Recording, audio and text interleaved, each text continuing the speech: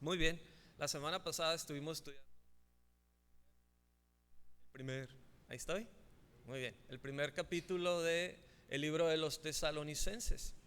Entonces, por ahí del verso 9, verso 10 terminamos. Vamos a retomarlos otra vez para darnos una idea de lo que Pablo está escribiendo a la iglesia de los Tesalonicenses. Entonces, primera Tesalonicenses 1, 9.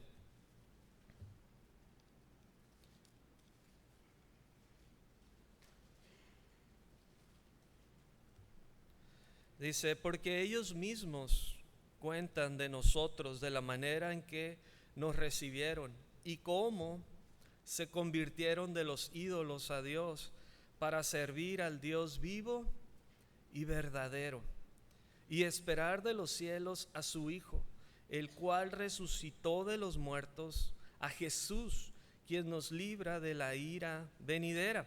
Entonces, lo que estaba pasando en la iglesia de Tesalónica es que habían aceptado al Señor. Y cuando uno acepta al Señor, hay una revolución en su vida, hay un cambio en nuestras vidas, hay un antes y un después, así como nuestra era, antes de Cristo, después de Cristo, así en nuestras vidas. Nuestra vida, al igual que los hermanos en Tesalónica, había un antes, y en ese antes ellos eran un pueblo idólatra, muy idólatra. Los griegos, un pueblo sumamente dado a la idolatría. Ellos tenían un Dios para cada sentimiento, tenían un Dios para cada pensamiento, tenían un Dios para cada emoción. Entonces ellos tenían miles de dioses. Su vida estaba dada a la idolatría. Pero eso era antes de Cristo, antes de conocer al Señor. Por eso Pablo, estuvimos estudiando, que dice, hey, no tenemos necesidad de hablar a los de Acaya porque ellos mismos cuentan de ustedes, cómo se convirtieron de los ídolos para servir. Es una palabra clave, para servir a un Dios vivo y verdadero. Cuando en nuestra vida hay esta transformación de que ahora soy creyente, tengo el Señor Jesús en mi vida, ahora mi vida está dada a servir a Él. No hay otro motivo por el cual nosotros debemos estar en esta tierra. Hay muchos motivos más pequeños, pero el principal es que mi vida está dada a Él. Antes yo esclavo del pecado, de mentir, de robar, de engañar, de ver cosas que no estaba bien, eran pecado, escuchar cosas que eran pecado. Pero ahora mis miembros, mis oídos, mis ojos, mis manos están dados para el servicio de Dios. Hay un antes y hay un después, y hay una transformación que los de Tesalónica estaban dando a su alrededor. Toda la comunidad alrededor de ellos estaba dando cuenta. Y cuando Pablo llegó, hey, ustedes ya escucharon de Jesús, y dijeron, hombre, los de Tesalónica ya nos tienen aturdidos, porque vimos que eran idólatras, que ellos servían Zeus, que ellos servían a Afrodita, la diosa del amor, el dios de la guerra, Ares. Pero ahora tienen un solo Dios, ahora tienen un solo Salvador que los puede salvar de todo. Y ellos mismos contaban, y Pablo está narrando lo que ellos están pasando cuando van pasando por las ciudades, y toda la gente dice, los de Tesalónica han conocido a Jesús. Y su vida ha dado un cambio. Y antes servían a estos dioses y daban culto, ofrendas a estos dioses, pero ahora ellos dan sus vidas, su servicio a Dios. Es algo maravilloso. en nuestras vidas como creyentes, que nuestras vidas ya no están para servir al pecado, que nuestros miembros ya no están para servir al pecado, sino ahora están para el uso exclusivo de Dios. Si es que eres creyente, si es que has dado tu vida realmente al Señor, si realmente has puesto todo lo que tú eres para servir al Dios vivo y verdadero. Y esperar, dice el verso 10, esperar de los cielos a su Hijo, el cual resucitó de entre los muertos, a Jesús quien nos libra de la ira venidera. Mi vida como hijo de Dios ya no tiene un propósito en mi vida antigua. Recordamos la vida de la esposa de Lot por allá en Génesis. Y Dios dijo, no volteen atrás, porque en Sodoma, Gomorra está el pecado y sobreabunda. Y Dios decidió fuego del cielo y sean consumidos, porque no quisieron conocer de Dios. Por el pecado de ellos rechazaron a Dios. Y la mujer de Lot, ella tuvo en su corazón el piconcito, el deseo de voltear y mirar y codiciar su antigua vida. Y esto lo llevó a la perdición y lo llevó a la muerte y se convirtió, dice la Escritura, en la estatua de sal. Porque su vida, su corazón, todavía quería seguir en aquellos pecados que se supone habían quedado atrás. Muchos cristianos hoy en día se pierden porque quieren jugar los dos mundos y quieren venir a la iglesia, ser parte de la iglesia un poco, pero todavía quiero tener mi antigua vida un poco. Y yo he escuchado cosas como, brother, no es nada una, no es ninguna. ¿Qué de malo tiene? Y luego tropiezan en alcohol y tropiezan siendo un mal ejemplo para los que están a su alrededor. Y una no es ninguna, una es mucho en este caso. Hemos decidido no ser piedra de tropiezo para nadie en este caso. Pero es una mentira blanca y nosotros ponemos muchas veces la palomita que es una mentira justificada, justificable, pero es una mentira. Y esto nos puede llevar a caer en el error e ir para atrás. En vez de poner toda mi vida 100% al servir al Señor, manteniendo puesta mi mirada, como dice, y esperar de los cielos al Señor, al Hijo, a Jesús que nos libra de la ira venidera. Si yo pongo mi vista para atrás, Jesús dijo, si tú llevas el arado y tú volteas, el arado sale chueco, el surco. Vas a desviar, vas a equivocar, vamos a equivocar. Y tal vez todos tenemos un poco de esto, que muchas veces queremos regresar. Pero el Señor nos anima a que mantengamos nuestra mirada en el Hijo, en la espera que Él viene, que Él nos ha librado de esa ira venidera, que un día como Sodoma, Gomorra, el castigo, el juicio llegará. Pero no nos toca a nosotros, porque el Cordero ya pagó, puro, sin mancha, limpio, justo, al que no conoció pecado, por nosotros Dios le hizo pecado. Entonces estamos libres de esta ira venidera. Entonces, ánimo a poner las cosas arriba, en Jesús. Vamos al capítulo 2, que es donde vamos a comenzar. Capítulo 2, de ahí de Tesalonicenses. Dice, porque ustedes mismos saben, hermanos, que nuestra visita a ustedes no resultó vana, pues habiendo antes padecido y sido ultrajados en Filipos, como saben, tuvimos denuedo en nuestro Dios para anunciarles el evangelio de Dios en medio de gran oposición. Habíamos dicho esta historia que ellos fueron y padecieron en Filipos, en la prisión. Esto está en Hechos 16, lo puedes leer en tu casa. Es una historia impresionante en la palabra de Dios que nos debe de dar ánimo. Cuando Pablo y Silas, y ya hemos hablado de la historia, pero la pasaron difícil. Y el Señor al final les dio la victoria y fueron librados. Entonces Pablo está diciendo, nosotros padecimos, pero gracias a esto, dice que tuvieron denuedo, que tuvieron valentía para hablar de Cristo. Ellos llegaron a la iglesia de los tesalonicenses, llegaron, golpeados, amoratados, con heridas de los azotes que por causa de Cristo habían padecido.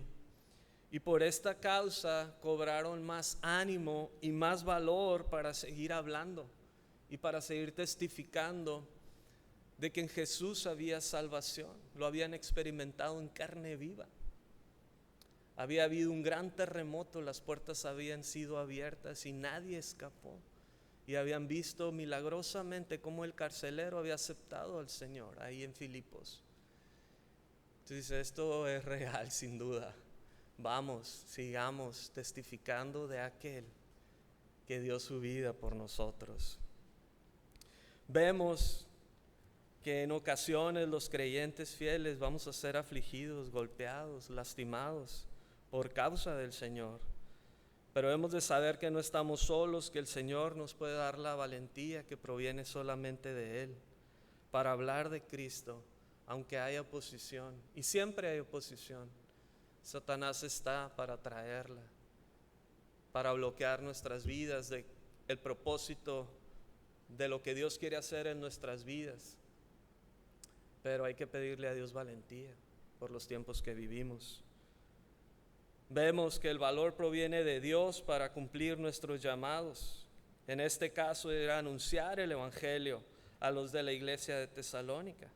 Dios es el que nos da las fuerzas, el valor para seguir anunciando su palabra, sea con nuestra familia o en el mercado, en la universidad, los que están estudiando o en el trabajo. Ellos están diciendo que su visita a la iglesia de los tesalonicenses no fue en vano. Es decir, que nosotros, como ejemplo que tenemos de ellos en la palabra de Dios, nuestras visitas, donde nosotros vamos, convivimos, estamos, visitamos, no deben de ser de oquis, deben de ser con un propósito. ¿Cuál es el propósito? Pero estoy de vacaciones, ¿tengo que hablar de Cristo? No, con esa actitud no. Mejor no hables, Dios no lo acepta. Estoy de vacaciones, veo a alguien acá. Hey, ¿conoces de Cristo? Ya sabes, Dios te ama. Soy cristiano en etapas, en abonos. Soy cristiano todo el tiempo, soy creyente todo el tiempo.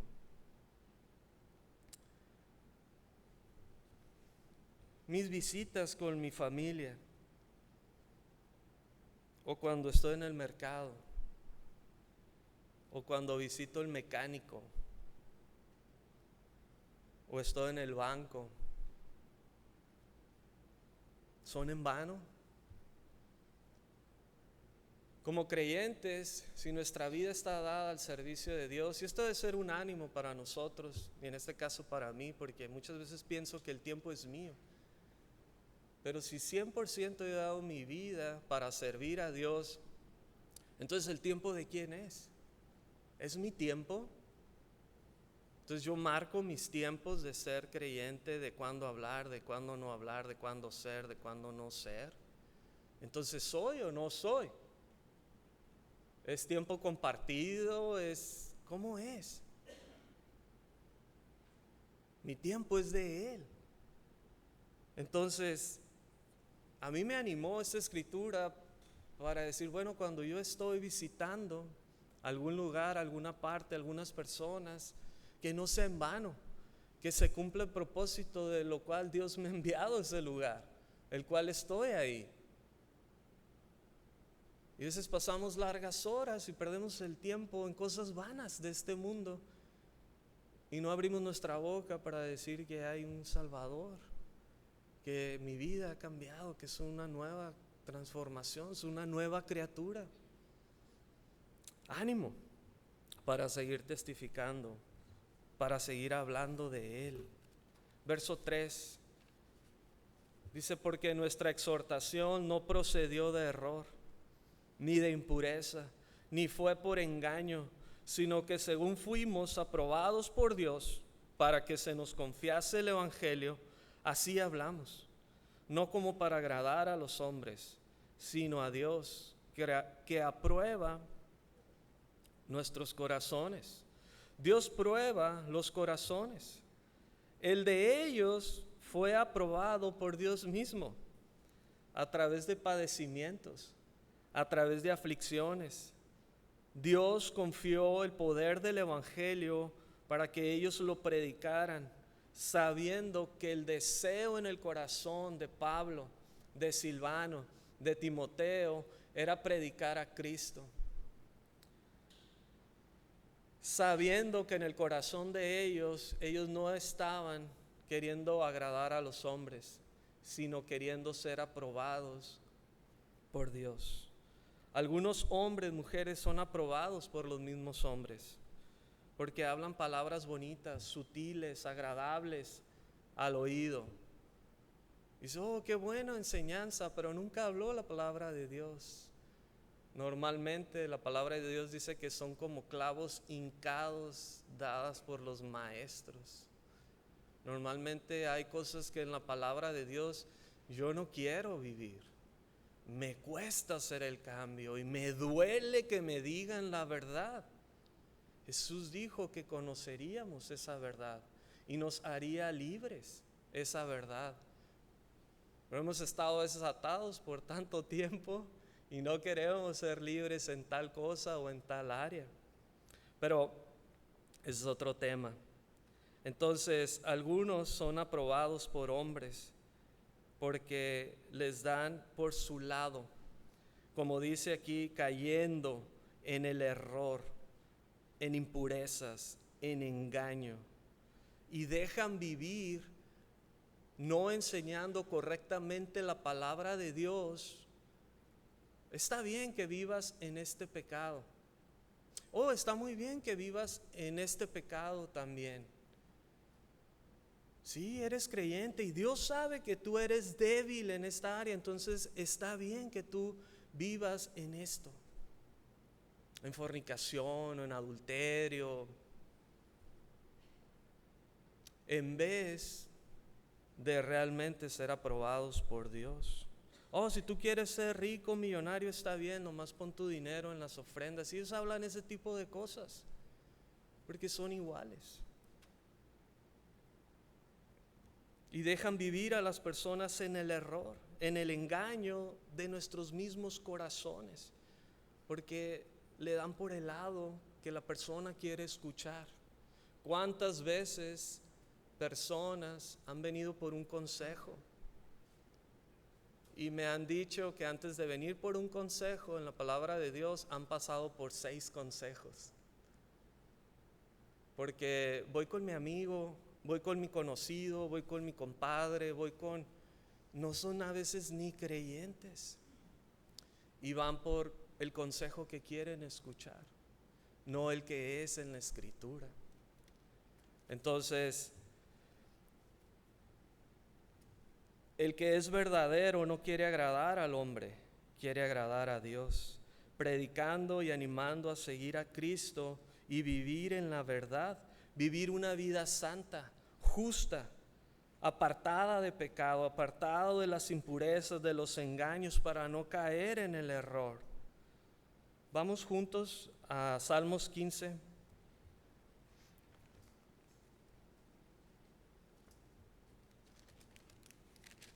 Salmos 15.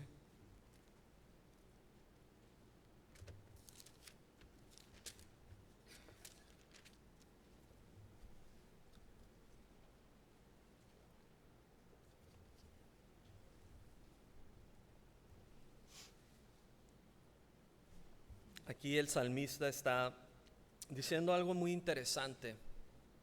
Está lanzando dos preguntas. Dice Jehová, ¿quién habitará en tu tabernáculo? ¿Quién morará en tu monte santo?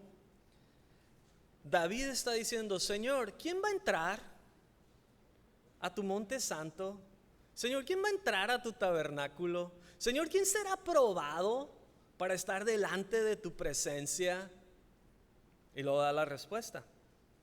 En el verso 2 dice, el que anda en integridad y hace justicia y habla verdad en su corazón. Así que Pablo, Timoteo, Silvano eran hombres que cumplían estos requisitos y habían sido aprobados por Dios porque eran íntegros y en su corazón había la verdad. Cuando tú vives en la verdad, muchos van a enojar contigo, pero muchos de ellos van a regresar un día y van a decir, tenías razón en lo que dijiste, me dolió, no me gustó, pero es cierto. Porque vives la verdad y quieres lo mejor para ti, viviendo en la verdad, y quieres lo mejor para tu hermano, hablando la verdad. Y esto es lo que nos anima la Escritura, mirando los ejemplos de Pablo, Silvano, Timoteo. Verso 5, vamos a regresar a Primera de Tesalonicenses.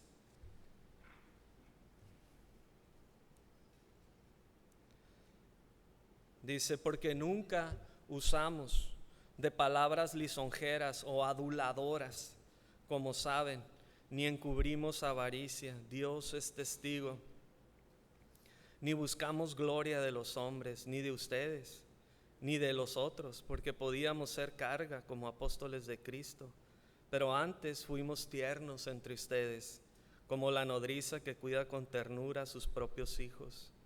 Tan grande es nuestro afecto por ustedes, que hubiéramos querido entregarles no solo el Evangelio de Dios, sino también nuestras propias vidas, porque han llegado a ser muy queridos. Pablo está diciendo que él nunca elogió a alguien para obtener su favor, que él nunca actuó con avaricia y pone al juez justo sobre toda la tierra de testigo. Y él dice, Dios es testigo. Yo nunca me conduje entre ustedes con motivos impuros, ilícitos. Y es un molde para el creyente. Cómo entre nosotros debemos dirigirnos. No buscar entre nosotros quién tiene alguna posición o quién tiene tal trabajo y tratarlo de una manera especial porque pues es tal y se dedica a tal y el día de mañana puedo sacar tal favor de él. Esto es del diablo, porque Satanás busca cómo meterse. Los hijos de Dios vivimos como hermanos, como creyentes, buscando yo dar mi vida al otro, buscando yo poner mi servicio al otro. No, pues es mecánico y el día de mañana descompone mi carro y ay, hermano, ¿sabes cuánto te amo? Ay, qué bendición eres a mi vida. Pero estás pensando, ojalá pueda arreglar mi motor y no cobre un centavo. Y esto no es de Dios. El motivo es el amor de Cristo. De no buscar, como Pablo dice, no buscamos nosotros, dice, nuestra propia gloria. Aunque podían, dice Pablo, dice, yo podía como apóstol ser carga para ustedes. Y lo merecía, honestamente. Había sufrido, había padecido naufragios, enfermedades, soledades, prisiones, azotes, golpes, desnudez, frío, hambre. Este era un hombre de Dios, amaba a Dios y merecía su sustento, merecía ser cubiertas sus necesidades. Pero dice, nosotros nunca fuimos carga, aunque podíamos. Fuimos, dice, antes tiernos entre ustedes. Pablo fue para amar las personas, para servir las personas, para amarlos de corazón limpiamente. Este es el corazón del creyente. Este es el corazón de Cristo, que nos ha dado su amor para poder amar y servir limpiamente unos a otros. Tanto amaba Pablo a los hermanos que quería, dice, y anhelaba aún dar su propia vida por amor a ellos. Ese es el amor de Cristo que llega a nuestras vidas, un amor de sacrificio. No, el que no conoció, dijimos ahorita, pecado, por nosotros Dios lo hizo pecado. El castigo, dice, fue sobre Él. Entonces Él puso su vida para mí, para que yo no tuviera que pagar el castigo. Y como creyentes, nosotros debemos de tener ánimo para poner nuestras vidas por mi hermano, para poner nuestras vidas por mi esposa, por mis hijos.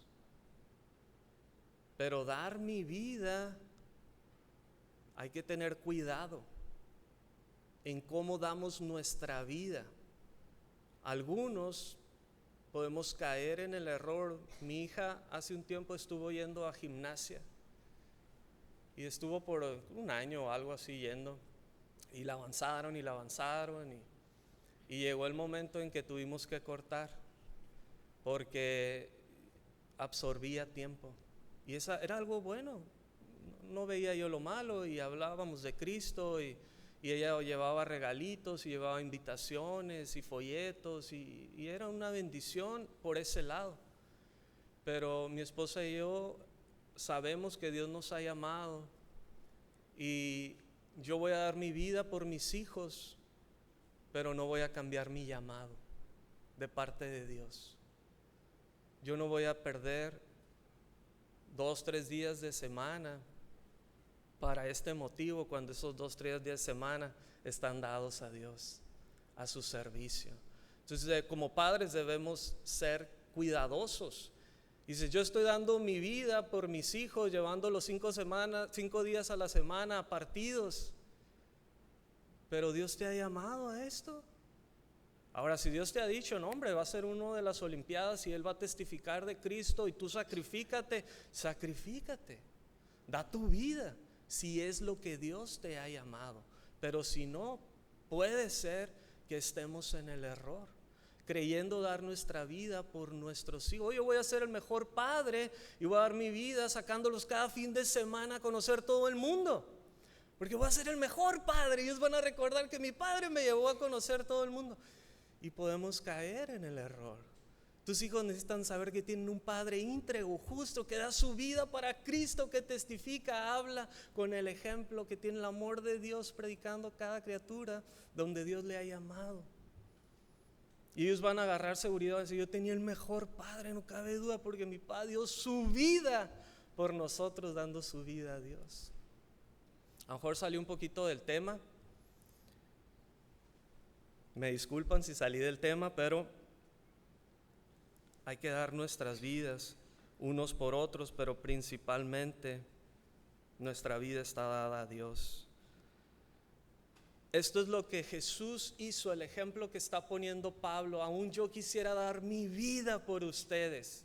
Es tanto mi amor, los hemos cuidado como la nodriza cuida al baby propio suyo. Les amamos tanto que hubiéramos querido morir por causa de ustedes. Y esto es lo que hizo Cristo. Él fue el siervo escogido para dar su vida por nosotros. Difícil, sí, pero una recompensa grande. Aún la misma escritura en Isaías dice, verá su fin, verá su recompensa. La eternidad, un día vamos a estar con el Señor. Vamos a seguir al verso 9. Dice, porque se acuerdan, hermanos, de nuestro trabajo y fatiga, como trabajando de noche y de día para no ser gravosos a ninguno de ustedes, les predicamos el evangelio de Dios. Ustedes son testigos, y Dios también, de cuán justa y irreprensiblemente nos comportamos con ustedes, los creyentes. Creo que este es el corazón de un ministro y de alguien que predica la palabra de Dios.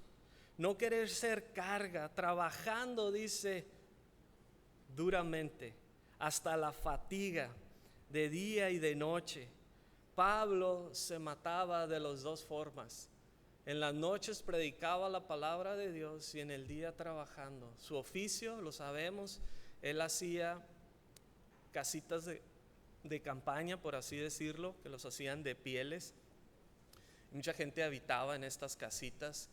Entonces su oficio era hacer este tipo de cosas. Y él se mataba trabajando con sus manos y desvelándose, enseñando la palabra de Dios, estudiándola, a fin de no ser carga para los otros, de día y de noche. Y esto es ser un ejemplo. Nosotros como creyentes debemos de trabajar, debemos de servir con nuestro esfuerzo, con nuestro tiempo, los demás, no como carga. No tomen este estudio como una carga, sino con amor. Es muy curioso. Normalmente cuando hay algunas personas nuevas, invitamos nosotros, mi esposa y yo hemos decidido los domingos, durante 2 años no lo hicimos, de invitar personas a nuestra casa porque estábamos en Valle de Puebla. Pero cuando tenemos los domingos libres y vemos a alguien nuevo, le invitamos a comer a la casa. Y yo siempre me ofrezco y les digo, ¿y qué necesidad tienes en tu casa o algo así, no? Y dice, no tengo un círculo. Yo te ayudo. Nos ponemos de acuerdo y yo te ayudo. Tenemos un nivel, así que podemos poner el tubo a nivel y echarle cemento. No creo que sea difícil escarbar 2 pies. Y no soy experto, pero mira, en mi casa no se ha caído ni un tubo, al menos. Y me ofrezco para poder trabajar con ellos. Y ya de ellos depende si lo toman o no, pero mi ofrecimiento está. Hay algo que se hace cuando trabajamos juntos, cuando yo pongo mi vida al servicio del otro. Hay algo que se hace, una comunión, una unión, porque hay una unión que se hace de palabras. Y tú puedes tener muchas amistades de palabras. Es bien chido estar con aquel hermano porque dice que esto y el otro y así me lleva a comer y todo el rollo. Pero cuando llega una circunstancia difícil, yo no sé si este hermano va a estar a tu lado, porque ha sido solamente de jijirija. Pero cuando tú trabajas, sudas, peleas, no, así no es el hoyo, hazlo derecho. Y hay choque y hay unión y hay amor, y por el amor de Cristo está bien, lo vamos a hacer. Y comes juntos y compartes las babas de estar comiendo juntos y agarras de su soda porque no hay otro vaso ahí, y se hace una hermandad. Y Pablo lo tenía con los hermanos porque no era de palabra, era de hecho. Él trabajaba, él se esforzaba, y también para no ser carga. Yo estoy seguro que Pablo ponía su tiempo a disposición de las personas, que su tiempo no era su tiempo era de Dios. Y él estaba dispuesto a dar, dice, su vida con más su tiempo. Los hermanos y las hermanas miraban cómo Pablo se comportaba justo, irreprensiblemente, que no tenía tacha ninguna, sino que estaban limpios en su forma de vivir. Ese es un verdadero ministro. Dios nos ha puesto a cada uno de nosotros para ministrar a los que están a nuestro lado, o enfrente o atrás, o a un lado o al otro. La gente que está a nuestro alrededor, Dios te ha puesto ahí con el propósito de poder ministrarles. Sean mis hijos en mi hogar, en mi casa, si eres mami, te dedicas a estar tiempo completo con tus hijos. ¿Qué crees? Dios te ha puesto para ministrar su vida y que ellos puedan ver si mi mami se conduce justamente, irreprensiblemente, porque ellos un día van a imitar tu fe. Y si ven que mi papi o mi mami es religioso, yo voy a tener hijos religiosos.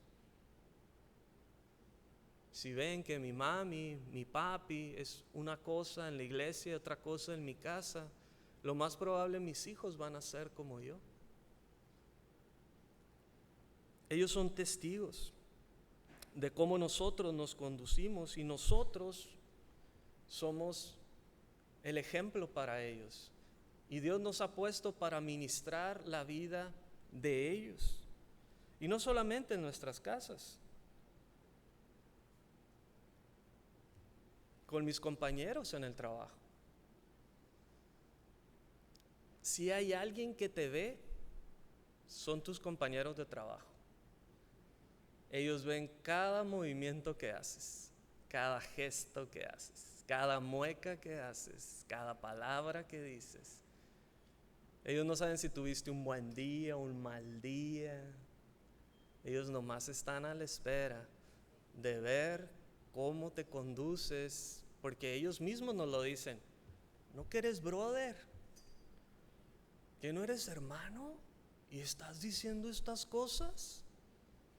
Porque ellos están mirando nuestras vidas.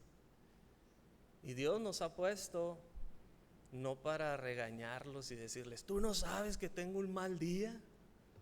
Dios nos ha puesto para ser ejemplo, para vivir una vida justa delante de ellos y que ellos un día puedan glorificar a Dios a través de decir, yo veo que tu vida está justa, que tus tratos son justos, que no buscas robar como los demás. Yo estoy viendo que no buscas aprovecharte, es más, no estás ni interesado en tu sueldo, porque tú dices que Dios te tiene aquí, y yo veo que sí, que no estás interesado ni estás peleando con nosotros si ganas más o ganas menos. Dios te tiene aquí y lo puedo ver.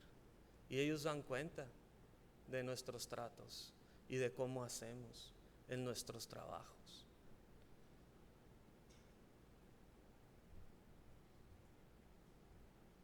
Dios nos ha puesto para ministrar donde nosotros estamos.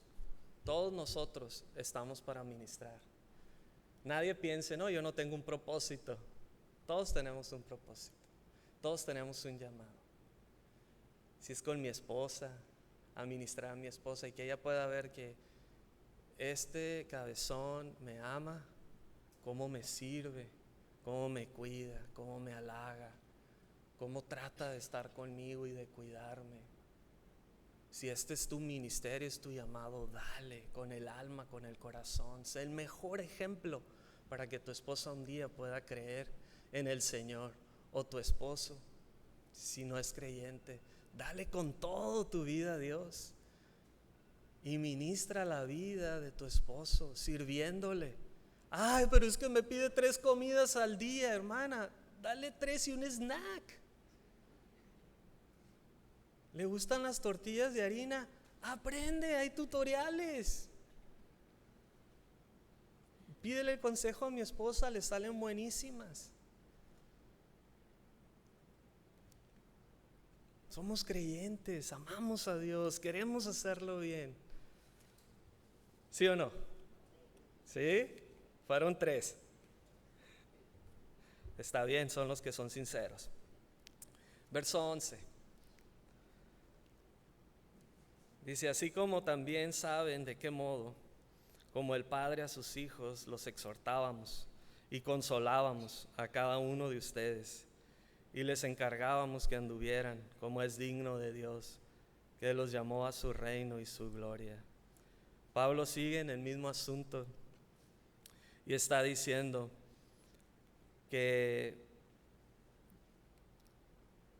como el Padre exhorta a sus hijos, Él así también les consolaba de esta forma. Es bueno poder exhortarnos. A veces nos da miedo la palabra exhortación. Yo tengo algunos sinónimos que dice que es aconsejar, advertir, amonestar, avisar, prevenir, reprender o sugerir.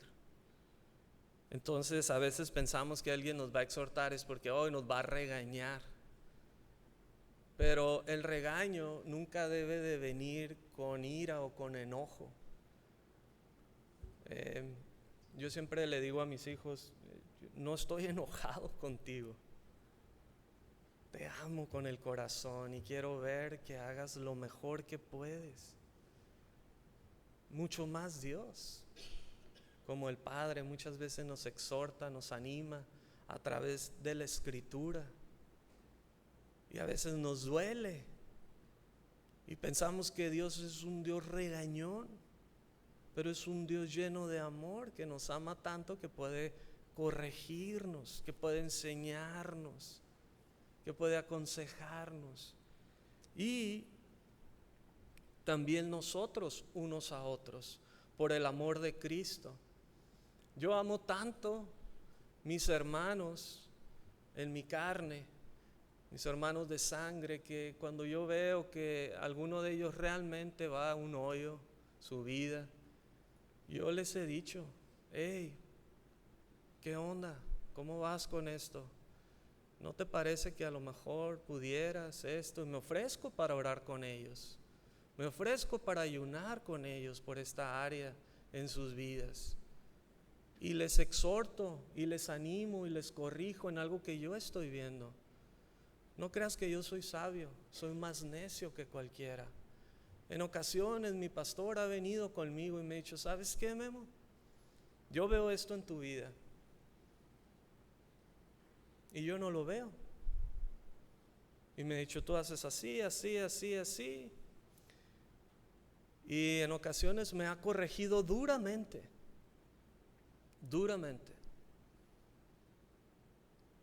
Y me duele. Y quiero salir. Y quiero correr. Y he pensado de todo. Pero luego oro, pienso, leo y digo, Él tiene razón. Es mi pastor, me está cuidando, me está amando, me está enseñando. Para Él no es fácil también tener que decirme mis verdades o mis errores o mis fallas o que voy en dirección equivocada. Soy un necio. ¿Quién soy yo para decir que todo lo sé o que hago todo bien? Y corrijo. Y a veces he regresado con él y digo, pastor, perdóneme, pensé esto y esto de usted. Y dice, está bien, síguele. No pasa nada, te amo. Yo también. Y nosotros, entre nosotros mismos, podemos también exhortarnos conforme a la Escritura. Yo en ocasiones he ido con algunos de ustedes y les he dicho, hermano, vas a un hoyo. Y se han enojado conmigo. Pero yo veo el peligro en esta área en tu vida que a lo mejor tú no lo ves. Y alguien ha venido conmigo y me ha dicho, Memo, yo veo esto en tu vida. Gracias. Y me corrige y me exhorta y me anima y me enseña. Y podemos aprender unos de otros. Pero como padre a hijo. No porque llegar con el mar, no, tú va, esto y el otro, yo, y hace 3 años tú me hiciste esto, por eso vengo contigo y tú estás mal en esto. No, como papi, amor, te amo, quiero lo mejor para tu vida, pero estás haciendo equivocadamente, puedes corregirlo. Mira, aquí dice la Escritura que esto.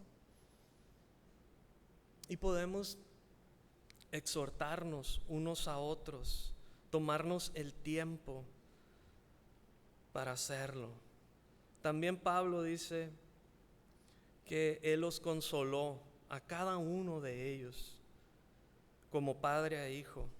El Padre que está lleno de amor, lleno de gracia, lleno de misericordia, consuela a sus hijos muchas veces por fallas o errores que cometieron. Muchas veces cuando yo ya veo mis hijos derrotados, bien agüitados, más mi hija Azul, siempre doy carrilla a Juan, digo que todavía no es creyente, porque ese es como, él se queda en su pecado.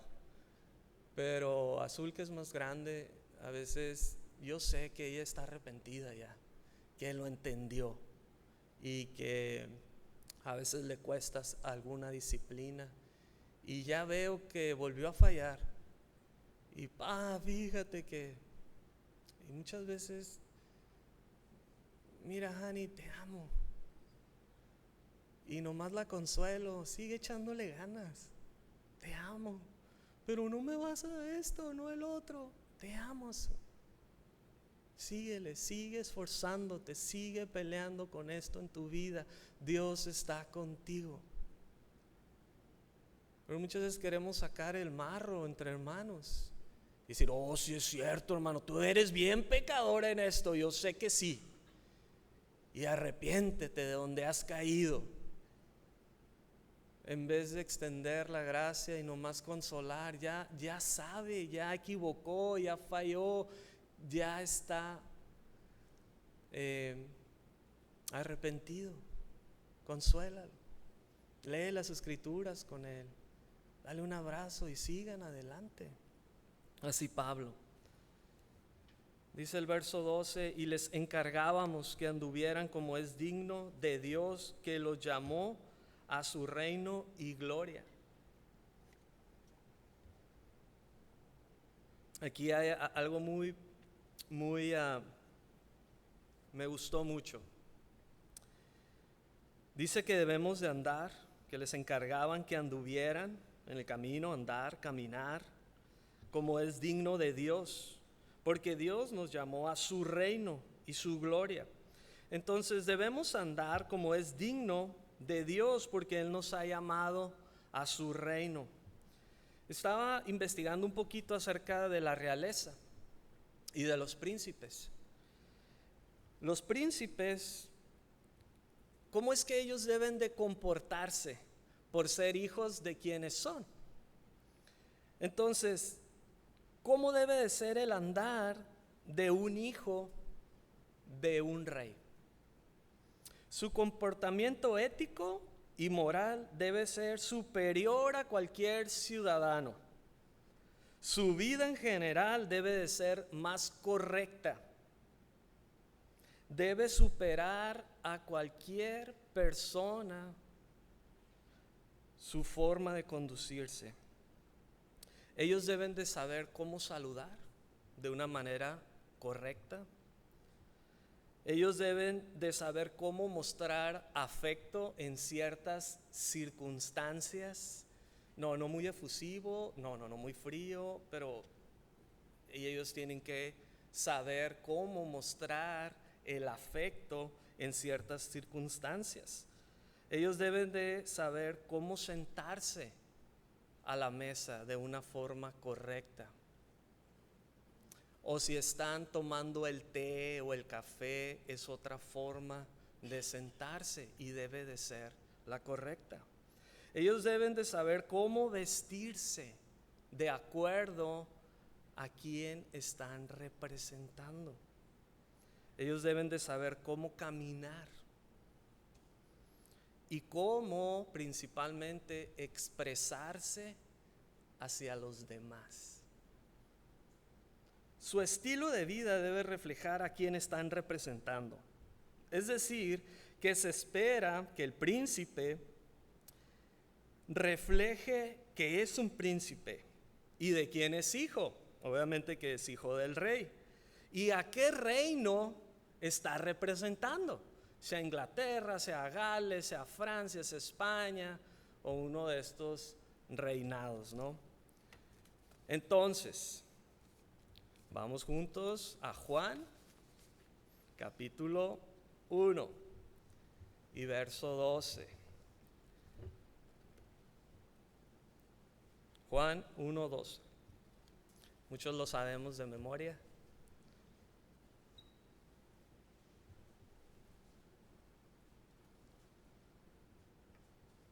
Dice, mas a todos los que le recibieron, a los que creen en su nombre, les dio potestad de ser hechos, ¿qué? Hijos de Dios. Hijos de Dios. ¿Alguien aquí ha creído en Dios? ¿Alguien aquí ha sido hecho en Dios? ¿Alguien de aquí es hijo del gran Rey? Entonces nosotros los creyentes, los que le recibimos, somos hijos del Rey. Y como hijos del Rey, ¿cómo debe de ser nuestra conducta? ¿Estoy caminando como es digno de representar mi Rey?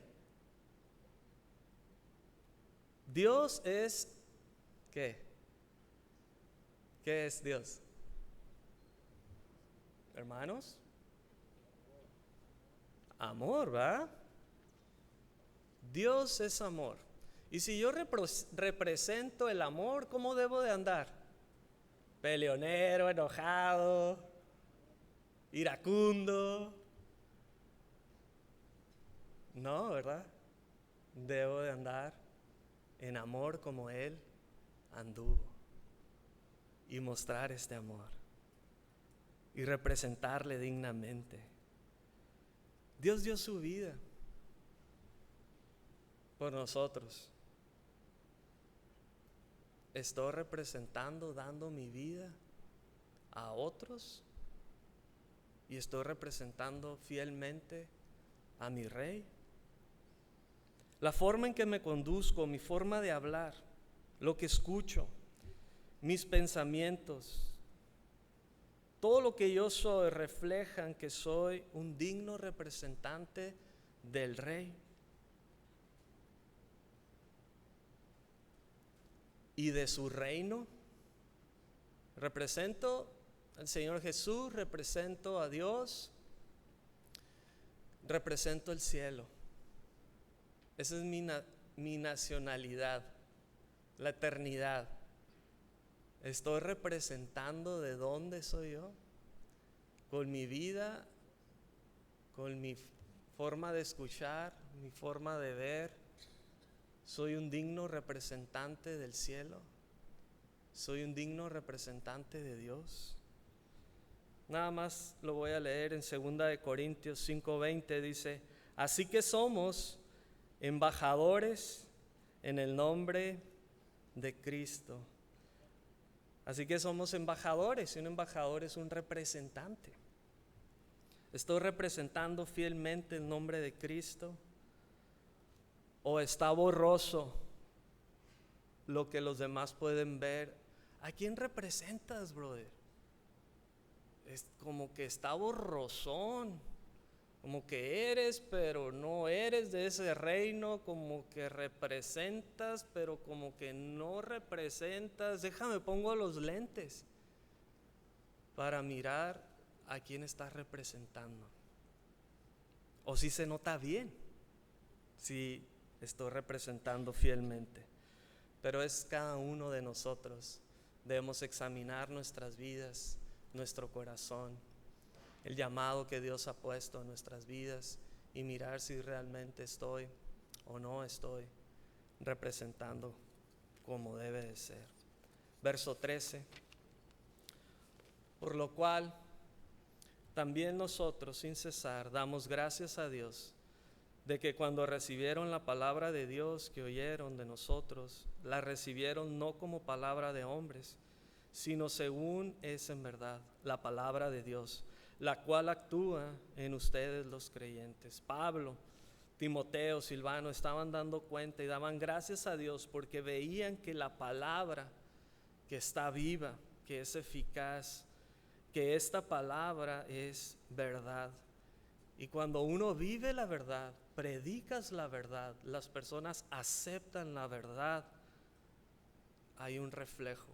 Y él ve que está actuando la verdad, que no es como palabra de hombres, sino en verdad es la palabra de Dios. Y esto se nota. Cuando uno planta esta palabra, suceden cosas increíbles, maravillosas. El milagro de la salvación entra, penetra y consume todo lo que soy para dejar que Cristo viva en mí. Y esta es la verdad de la palabra. Pablo está mirando en la vida de los tesalonicenses que esta palabra ha dado fruto, porque es la verdad de la palabra. Yo he visto muchos matrimonios aquí en la iglesia cambiados por la palabra de Dios.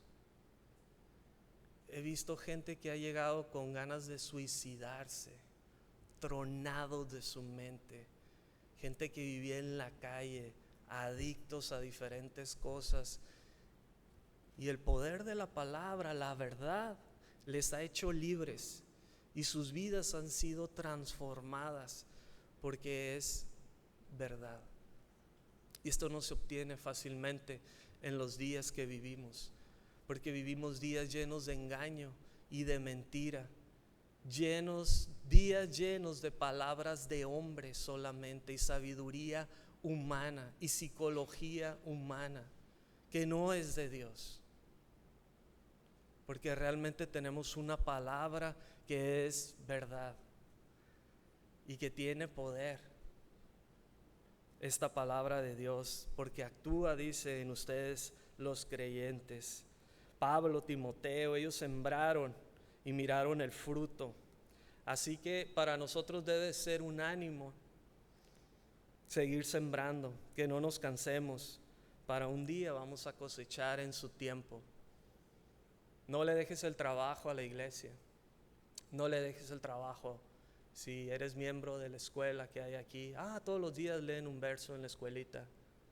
No, léeles tú la palabra de Dios a tus hijos. Siembra en ellos la palabra de Dios. Cuando vienen o equivocan, dales el consejo en la palabra de Dios. Guíales en la palabra de Dios. Enséñales la palabra de Dios.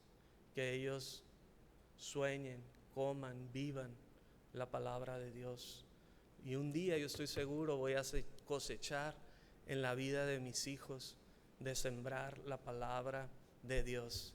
Y a medida que más siembres, más vas a cosechar. Ánimo, sí podemos, Dios está con nosotros. Verso 14. Porque ustedes, hermanos, vinieron a ser imitadores de las iglesias de Dios en Cristo Jesús, que están en Judea, pues habiendo padecido de los de su nación las mismas cosas que de ellas padecieron los judíos, los cuales mataron al Señor Jesús y a sus propios profetas, y a nosotros nos expulsaron, y no agradan a Dios, y se oponen a todos los hombres, impidiéndonos hablar a los gentiles para que éstos se salven. Así colman ellos siempre la medida de sus pecados, pues vino sobre ellos la ira en extremo. Así que los judíos, igual que los de Israel, no estaban contentos y estaban impidiendo a las iglesias que la palabra de Dios corriera. Ellos estaban acá del lado de Grecia, pero también los mismos judíos en las sinagogas estaban impidiendo que los hermanos pudieran testificar con libertad la palabra de Dios y las escrituras. Entonces estaban pasando los mismos de Grecia, los tesalonicenses, estaban pasando igual que los de Judea. Y dice Pablo, y aún a nosotros nos expulsaron.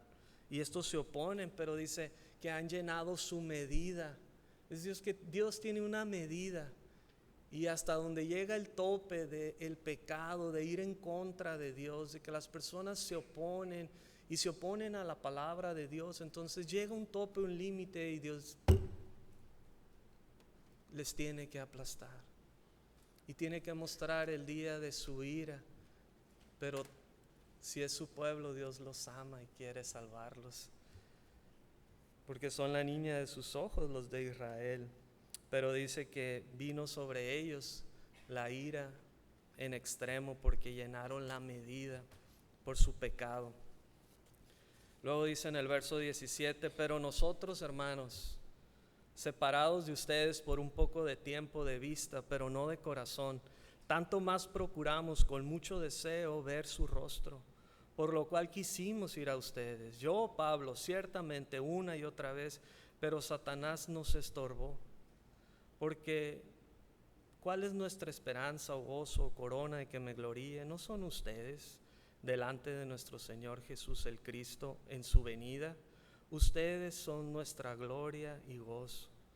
Entonces Pablo, siempre el deseo era tener comunión con los hermanos. Y este es un deseo que debe de avivarse en nuestras vidas siempre. ¿Cómo debemos desear estar en la casa de Dios? ¿Cómo debemos desear tener comunión unos con otros? Tener estos tiempos, no ser solitarios. No, a mí no me gustan las personas. Podemos decir, no, es que soy malo conviviendo, y tener muchas excusas para no querer tener comunión y no ver mis hermanos de frente, cara a cara, abrazarnos, consolarnos, exhortarnos, animarnos, corregirnos, amarnos en el nombre de Jesús. Pero el deseo debe de ser tener comunión.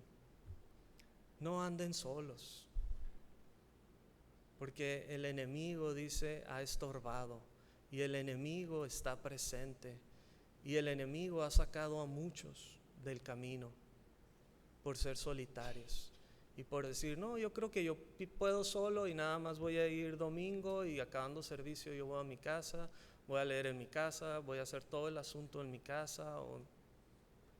Y debemos de tener cuidado, porque el enemigo está para estorbar y está para sacarnos del camino. Es importante tener el deseo de mirar mis hermanos, de dar un abrazo a mis hermanos, de sonreír, de un saludo por lo menos, y saber que está bien mi hermano, que ahí la lleva, que ahí va. Hoy en día de tanta tecnología, no, es que mandé un WhatsApp, y es bueno un WhatsApp.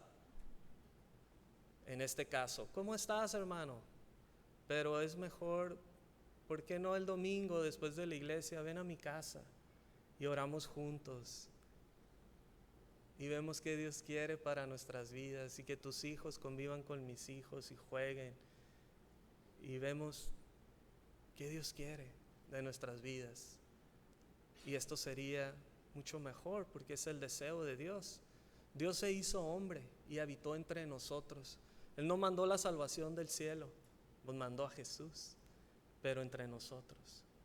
Así nosotros muchas veces debemos de bajar de nuestro nido allá arriba y meternos entre todos nosotros para tener comunión unos con otros. Esto es muy bueno. Pablo termina diciendo en el verso 19, ¿cuál es nuestra esperanza? Está haciendo una pregunta. O gozo, o corona de que me gloríe. ¿No lo son ustedes delante del Señor Jesús en su venida? Ustedes son nuestra gloria y gozo.